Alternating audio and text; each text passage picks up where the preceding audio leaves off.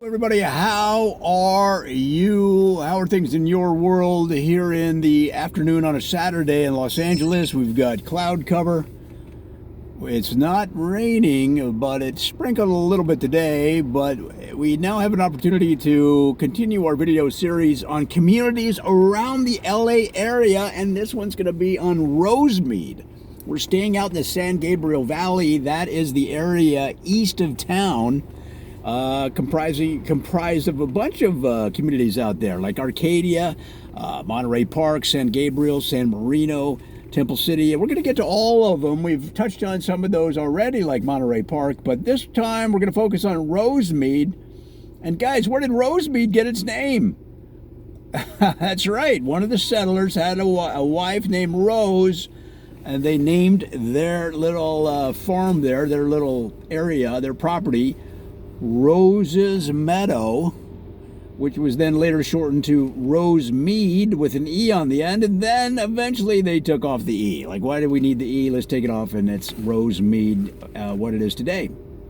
So, again, like many of the, most, if not all of the communities in the San Gabriel Valley, that land was all part of the mission. Now, prior to it being mission land, it was mostly populated by Native Americans named, I think it's pronounced Tongva. And the Tongva had been around for a very long time, like 6,000 years, like a very, very long time.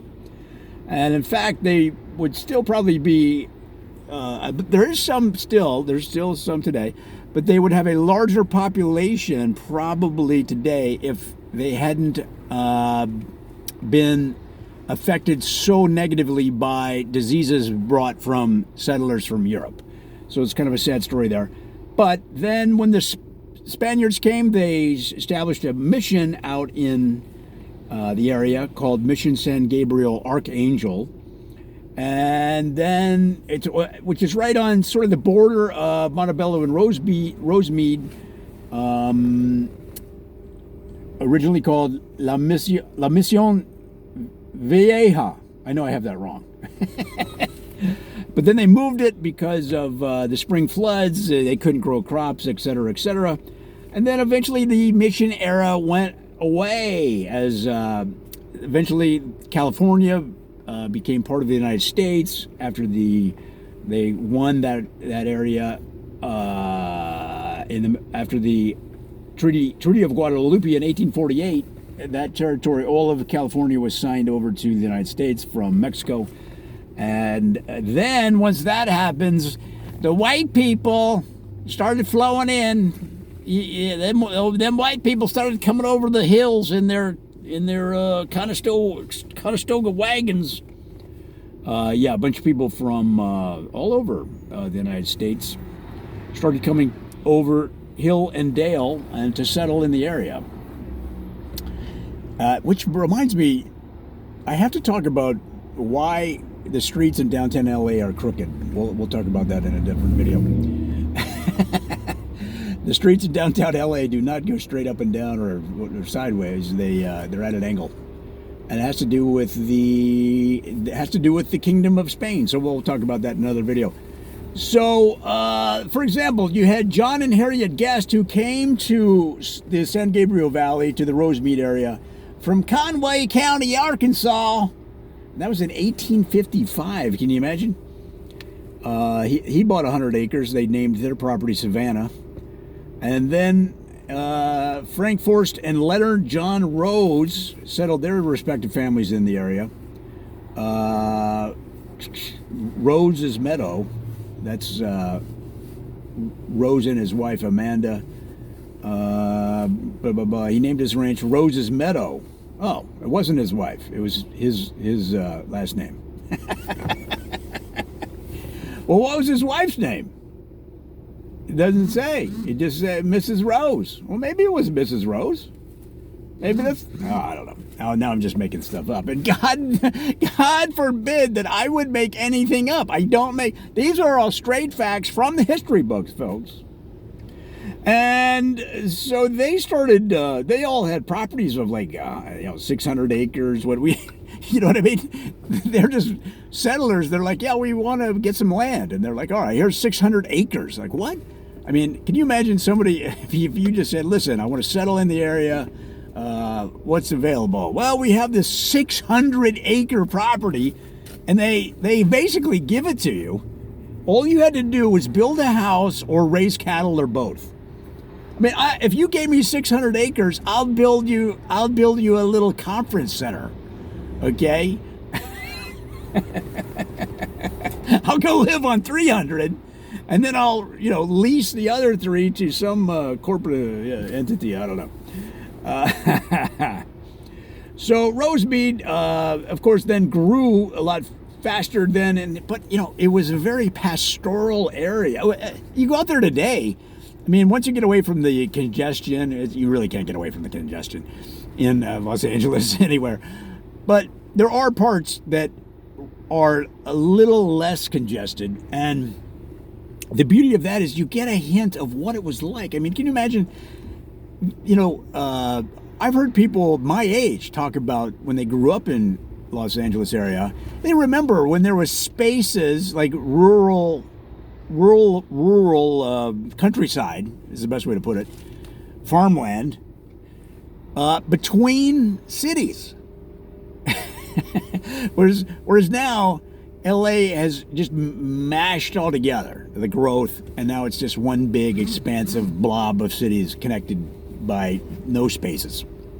So if you think about the mid 1800s, when these people were coming from Arkansas and Boston and Michigan or whatever, coming to this area, Southern California, it was like endless space, and it's beautiful rolling countryside out there. So they had rabbit farms, they had vegetable farms, chicken farms, they raised fruits, grain, they grew feed for the animals, So it was just a you talk about, people say the laid back California lifestyle. By the way, I've never met anybody that has this lifestyle. There's a bunch of jerks. No. Talking about the California lifestyle, laid back lifestyle, man, that's, if you had a chicken farm in 1850 in Rosemead, I mean, first of all, there's no radio, no TV. You've told all your jokes that you know to your wife. She's sick of hearing them. And then you got the chickens. Now, I suppose you could go out to the chicken. Here's what you should have done. Go out to the chicken coop and tell your jokes to the chickens. I mean, let's say they had an open mic night in downtown Rosemead, which was probably 2 buildings. But they might have had an open mic comedy night to engender tourism and, to help grow the town. Well, if you were one of these settlers and you had a little bit of funny bone and you wanted to, get your stand-up comedy on, probably what you should have done, what maybe they did, is go out to the chicken coop and tell your jokes to the chickens. Now, it's not that they're going to be laughing and stuff, but at least you get this feeling that there's an audience, and it'll take away some of those nerves. So that when you go to the open mic night there in downtown or uptown Rosemead, whatever the heck they called it back then. Now, the other problem is at the open mic night, just like today, most of the audience is probably other comedians, and probably more than likely in those days it was one other person. So if your joke doesn't hit, now in an audience, it's better to have a sizable audience, because if some people, well, not if, definitely a certain percentage are not going to laugh, or they're just not laughers. So you want a big enough audience, not too big, but a big enough audience that you have a variety of senses of humor, so that each joke will appeal to different people at different times. Well, if you have only one other person in the audience who's the other comedian in Rosemead, and maybe it might even be your own spouse. Like maybe you brought it up at dinner. You say, honey, I'm thinking about heading up there to Rosemead to tell some of my jokes. And he's, at first they don't respond. And then you realize later their wheels were turning in their head. And they're like, well, I've memorized every damn joke that he's told me because he's told it 700 times. maybe I'll head up there to the open mic. So you go up there to the open mic in Rosemead in 1849, and who's on the sign-up sheet but your own spouse? I mean, woo, good times. But then what's good about that is that you can support each other in your stand-up comedy careers out there, and do a mini tour. Like I said, you could go to all these towns. You could go to Arcadia. You could go to Temple City. The Temple City 1849 Holiday Inn presents Mr. Rose and his wife. An early version of George Burns and his wife, right? So who knows what would have happened, but that's one way to attack it. So guys, I hope that gives you a kind of a little picture of the early days of Rosemead, the pastoral ranchero farms, chicken farms, fruit farms, fruit orchards, all kinds of stuff that they were growing out there. And it was probably quiet. You could probably get plenty of sleep.